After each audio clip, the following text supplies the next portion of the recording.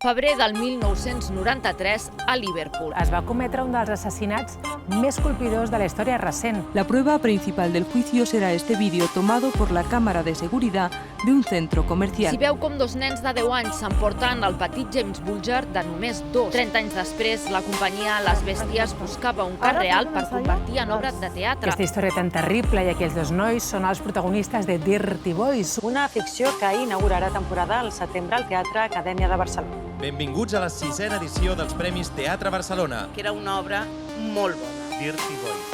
Esperem veure-us al teatre moltes vegades. Tots eren fills meus, parteix com la gran favorita als Premis Butaca. I amb 6 s'ha colat entre les favorites una producció petita, Dirty Boys. Benvinguts a la 29a edició dels Premis I Butaca. està en marxa al pavelló d'esports de Premià de Mar l'acte de lliurament dels Premis Butaca de Teatre de Catalunya. Butaca a la millor il·luminació, Paula Costas, Dirty Boys.